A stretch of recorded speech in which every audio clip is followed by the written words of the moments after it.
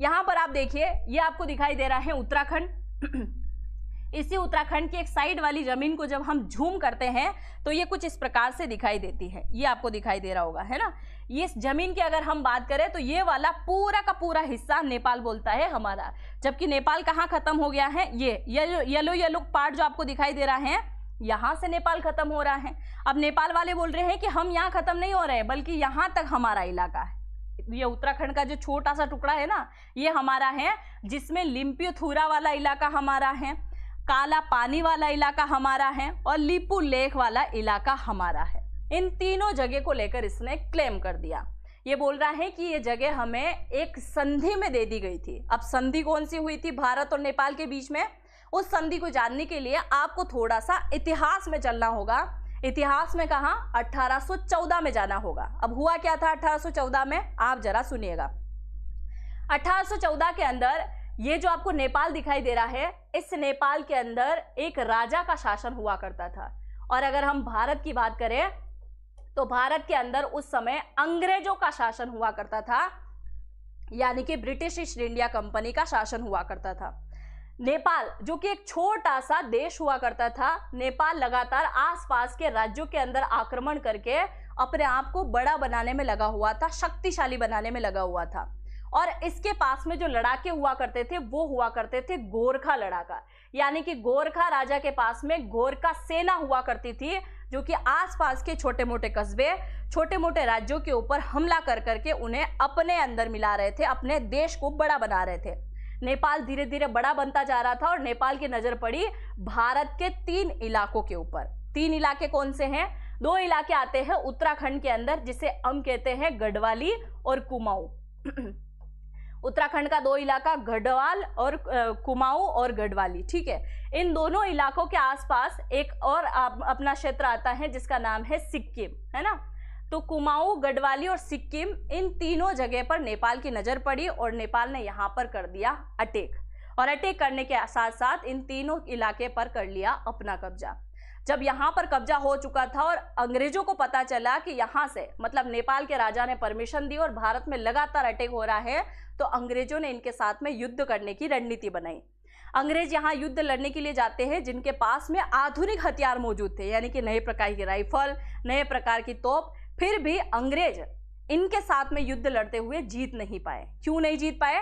क्योंकि नेपाल के राजा के पास में जो लड़ाके हुआ करते थे वो बीएलए की तरह लड़ते हैं, यानी कि आज जो बलूचिस्तान लिबरेशन आर्मी लड़ती है ना, कि गुरिल्ला युद्ध करती हैं, अटैक करके पहाड़ों में छुप जाती हैं, उसी प्रकार से ये भी अटैक कर करके नेपाल के पहाड़ी इलाके में छिप जाते थे। अंग्रेज परेशान हो गए कि भाई साहब इनके साथ युद्ध लड़े तो लड़े कैसे, अचानक से आते हैं, हमला करके भग जाते हैं, कैसे लड़ाई लड़े।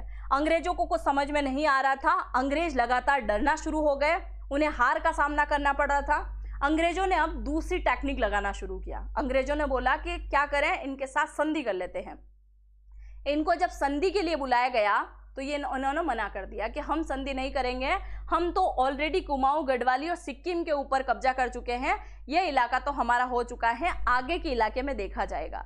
अब अंग्रेजों को गुस्सा आने लग गया था। अंग्रेज बोल रहे हैं कि भाई साहब युद्ध हमसे लड़ा नहीं जा रहा है, आपके साथ संधि करना चाह रहे हैं, संधि में जो भी होगा देखा जाएगा, आप संधि नहीं करना चाह रहे हो।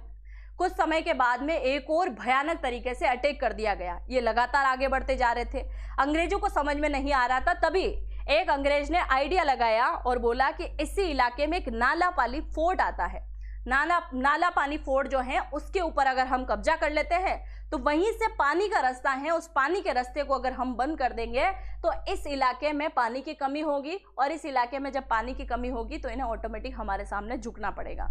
इन्होंने क्या किया, अंग्रेजों ने नाला पानी फोर्ट के ऊपर कब्जा किया और कब्जा करने के साथ साथ इसके ऊपर पूरी तरीके से बंदी करा दिया, मतलब पानी यहां से जा ही नहीं पाए, इस प्रकार का काम कर दिया। 1814 से लेकर 1816 का दौर आ चुका है, मतलब 2 साल हो गए पानी बंद किए हुए, और 1816 में 4 मार्च 1816 में एक संधि के लिए रेडी हो जाता है नेपाल, है ना। तो नेपाल और अंग्रेजों के बीच में एक संधि होती है जिसको नाम दिया गया सुगोली की संधि। क्या कहा गया? सुगोली की संधि कहा गया। और उस संधि में यह डिसाइड हुआ कि नेपाल की बॉर्डर कहां तक होगी, भारत की बॉर्डर कहां तक होगी, क्योंकि अगर बॉर्डर तय नहीं की जाएगी तो नेपाल लगातार आगे बढ़ेगा। और उस समय नेपाल की भी कोई तय सीमा नहीं थी कि इतना इतना ही नेपाल है। तो जब संधि की गई तो संधि में अंग्रेजों ने कह दिया कि आपने कुमाऊं, गढ़वाली, सिक्किम वाले इलाके पे जो कब्जा कर रखा है वो इलाका हमें वापस दे दो, और ये जो काली नदी का उद्गम जो है उसका ये वाला जो छोर है वो तुम्हारे पास रहेगा, और इस वाला छोर जो है वो भारत के पास में रहेगा। और ये हो गई संधि। संधि के दौरान लिपुलेख, लिम्पियाथुरा और काला पानी किसके अंडर आ गया? भारत के अंदर। और यही बात नेपाल सहन नहीं कर पाया, और इसी वजह से नेपाल आज भी बोलता रहा है कि इलाका उत्तराखंड के अंदर नहीं, उत्तराखंड के पिथौरागढ़ के अंदर नहीं आता है, ये इलाका तो हमारा है, हमारे क्षेत्र में ही आता है, जिसे हम लेकर रहेंगे। बल्कि संधि में इस प्रकार की कोई बात नहीं की गई। जब संधि हुई तो अंग्रेज इनसे बहुत खुश हुए। अंग्रेजों ने बोला कि हम आपके बहादुरी के कायल हैं, इसलिए हम चाहते हैं कि आप हमारे साथ जुड़ जाएं, हमारे साथ जुड़ जाए, यानी कि नेपाल भारत में मिल जाए, वो नहीं कहा, हमारे साथ जुड़ जाए, यानी कि हमारी सेना के अंदर आप शामिल हो जाएं। और इसीलिए जो युद्ध लड़ने के लिए गोरखा जो आ रहे थे उन्हें भारत के एक रेजिमेंट में शामिल किया गया, जिससे आज आप गोरखा रेजिमेंट के नाम से जानते हैं। इन्होंने ही तो अंग्रेजों की बैंड बजाई थी, है ना।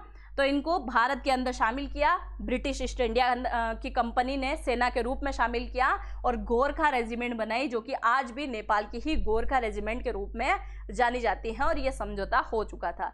हालांकि सुगोली की संधि के दौरान नेपाल की सीमा जरूर तय की गई थी, पर यह नहीं कहा गया था कि उत्तराखंड का ये इलाका हम आपको दे देंगे। ये जबरदस्ती का क्लेम किया जा रहा है, जो कि आप कब्जा करते हुए आ गए थे। कल तो आप बोल दोगे कि सिक्किम पर भी हमने कब्जा किया, वो भी चाहिए, कुमाऊं गढ़वाली के ऊपर भी कब्जा किया, वो भी चाहिए। तो ऐसा नहीं होता है।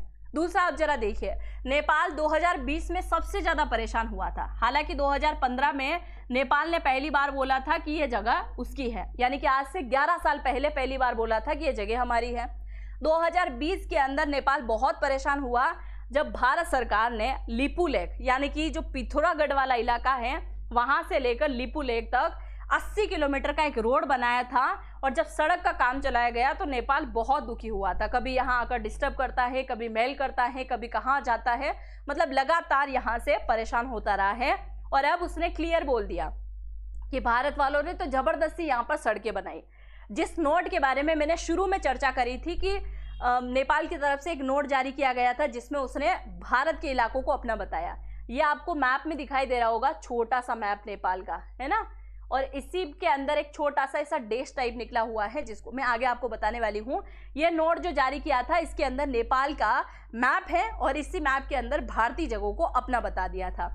आप जरा देखिए, ये नेपाल की सीमा किस किस के साथ में साझा होती है? उत्तराखंड के साथ में, यहाँ पे उत्तर प्रदेश के साथ में, कल से बोलेगा उत्तर प्रदेश का ये इलाका हमारा है। पश्चिम बंगाल की हम बात करें, उसके लिए बोल देगा बिहार के लिए, और सिक्किम के साथ में भी साझा हो रही है, उसके लिए भी बोल देगा। अगर हम ऐसे जमीनें देते रहेंगे तो फिर कैसे काम चलने वाला है? क्योंकि उत्तराखंड की इसी वाली जमीन पर तो भारत बैठकर चाइना के ऊपर निगरानी करता है। 1962 में जो युद्ध हुआ उसके बाद से भारत ने यहाँ पर आईटीबीपी तैनात करी और लगातार चाइना की सैनिकों के ऊपर हरकत पर नजर रखने का काम करता है। अगर ये जमीन नेपाल को दे दी जाए तो फिर भारत निगरानी करेगा कैसे, जो कि वाकई में नेपाल की है ही नहीं। कैसे नेपाल को ये जमीन सौंप दी जाए? ये लगातार केवल क्लेम करने का काम कर रहा है। और अभी इन भाई साहब की सरकार है तो ये भी क्लियर यही बोल रहे हैं कि जमीन हमारी है। आप जरा यहाँ पर देखिए, ये आपको दिखाई दे रहा होगा ना, ये रहा नेपाल। तो ये नेपाल का क्या है? ओरिजिनल मैप है। ये ऐसा दिखाई देता है इसका मैप। ये मैप ओरिजिनल है। और अभी जो इसने जारी किया, ये जो आपको दिखाई दे रही है ना, ये जगह, ये इसने जारी करी है। ये आपको दिखाई दे रहा होगा, जिसमें लिम्पियाथुरा हो गया, है ना, काला पानी हो गया और लिपुलेख दर्रा हो गया।